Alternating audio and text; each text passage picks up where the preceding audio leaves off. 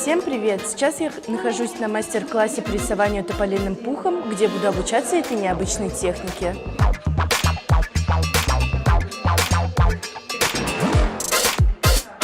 Чтобы сделать такую картину, нам понадобится 2 медицинские иглы, тополиный пух и бархатная бумага.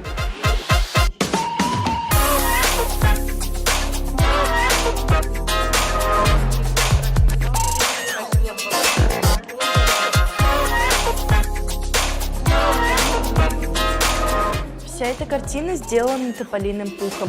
Даже желтые и синие цвета. Оказывается, его можно красить.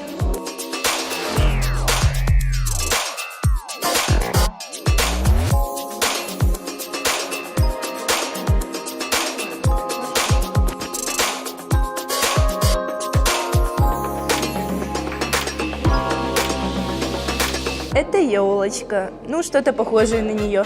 Для первого раза, я думаю, это нормально. Ладно, всем пока.